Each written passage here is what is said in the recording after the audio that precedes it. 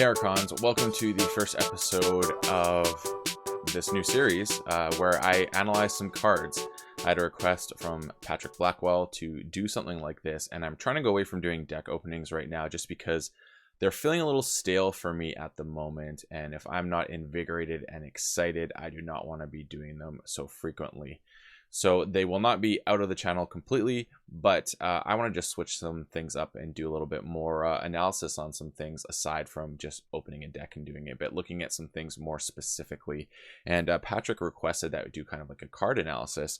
So I thought, why not? Let's kick things off by doing things in Saurian. So what I plan to do for this series is choose 3 cards. They're going to be from the same house, maybe different sets, maybe the same set. And I'm going to just talk about them and some interesting interactions I've had with them. It could be from my most recent week playing with them, could be from past experiences. The idea is I'm going to try and keep these videos between 5 and 10 minutes and not go longer than that. So without further ado, let's kick things off with a card that is not loved, and that is So Salt in Saurian. So this was in Worlds Collide and Mass Mutations. And it is an alpha action card that gives you a Pip of Ember that says play until the start of your next turn, creatures cannot reap. And it has the flavor text that says, and furthermore, Nova Hellas must be destroyed, Levia the Elder. So why do I even bother talking about this card? Because I think it's universally disliked by most KeyForge players. Now, I would agree that it is not one of the better Saurian cards, but I want to talk about cards like this in this series to an extent because they're cards that you don't have control over having in your deck, and it's maybe nice to know some ways where you can get some value out of it. So first off that I have down for this is that it's a really nice card when you don't have any dinos on the board to begin with. So that gives you the possibility of having a tempo swing, and that's what I think is really nice about So Salt is it can help you with tempo. So if your opponent put out a board that has a lot of creatures that want to reap, things of that nature, they have abilities that come from reaping, and you don't have an answer just yet, this is a card that can help swing the tempo for you in a way, as in your opponent will not be able to advance the same way they might have been able to on their next turn as a result and have to play stuff out of hand. And it may not be as an efficient turn as they would have liked. So it's really nice disruption. It's really nice in the sense that you can use it for that ability. And it's even more nice if you don't have any dinos out, or maybe just one, for example, so that you don't care the fact that you can't reap this turn because you're putting dinos down for the first time. I think like it has increased power the longer you can go not having played dinos, because obviously your opponent's going to have a bigger board, more options, more reap abilities, and if you've got cards you're digging for to answer with board wipes and stuff like that, then So Salt can be really nice for that, so your opponent cannot utilize that board that they've built. Maybe you'll get within that next draw at the end of this Saurian turn that card that can wipe your opponent's board, so your opponent does nothing for the whole turn, and then you have an answer to deal with that board. So I really like So Salt for that reason. Next up, we have the card that I actually have been getting crazy good use out of this lately, and that card is Tertiate.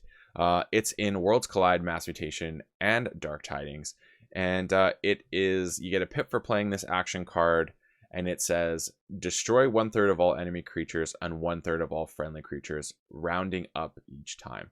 So this card is actually kind of similar to So Salt in the sense that it is a tempo play. You're going to be using it to help with the tempo, but this one you kind of want in an early game situation. So I think if you're going first, you can really set up some interesting plays where maybe putting down a creature with a destroyed trigger, and then your opponent's going to play a bunch of creatures, and the ideal situation you kind of want is that your opponent gets 4 or 5 creatures on the board.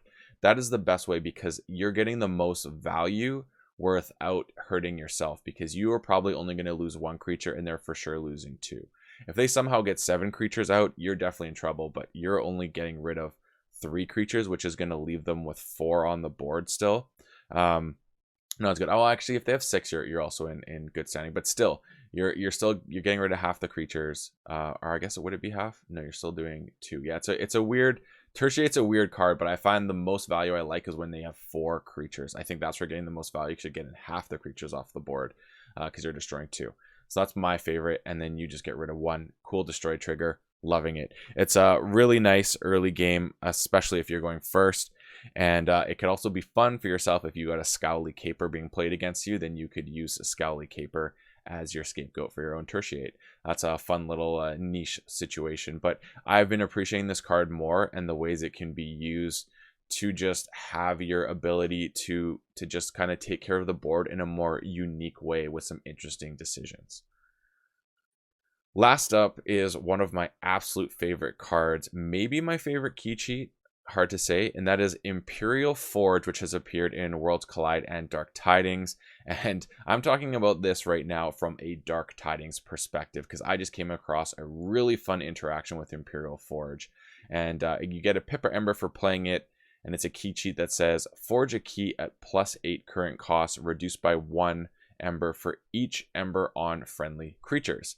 Now, there is a really epic thing that exists in Dark Tidings, and that is Madikas Locus. So let's pull up Madikas Locus here, just so you can understand, for those who are not familiar. I feel like you probably are, but you need to see this card and the potential that it has. So Madikas Locus, on the whole, does not really produce what you would like, because of the fact that all you have to do, it says, is while the tide is high, you may spend Ember on friendly creatures if it was in your pool. Now, Madikas Locus is pretty much, you got Ember on your pool, you got the high tide, your opponent just goes, womp womp, I take the tide, you don't get to use the Ember, kill Madikas Locus. Problem solved, okay? That seems to be like the prevailing way that it works. But with Imperial Forge, you can literally drop your Madikas Locus. Then what you do is you start getting Ember through the copious ways that exist within the Dark Tidings set. And they usually come in the action format. And so you got City-State Interest in this. You also have the Decadence to get more stuff on your creatures.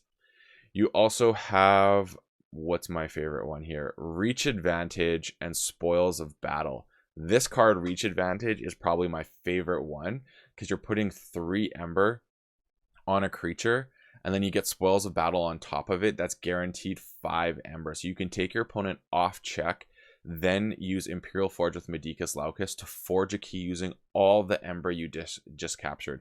It's essentially like getting to use the Tribute 6 Ember, except the Ember has gone right away and you're forging a key. It is so tight. I absolutely love it. It's maybe my new favorite combos I've discovered in this set. I absolutely love it. I've just acquired a deck that has 2 Reach Advantage and a Spoils of Battle, and it is so much fun to pull off. So that's why I'm talking about Imperial Forge in this way, with Madikas Locus in this latest Dark Tidings set being a real powerhouse combo if you got the cards to capture. So it's a ton of fun. So I hope you enjoyed this, going over a couple cards, or 3 cards from a set from a house. And I'm going to be doing this probably on a weekly basis now, looking at 3 cards from one house, varying different things. Maybe sometimes it'll be all creatures, maybe like this time it'll be all actions, and just talk about my adventures within those and the cool things I've discovered. So I hope you enjoyed this, and as always, folks, may your Ember never be stolen and your keys forged promptly. Have a good one.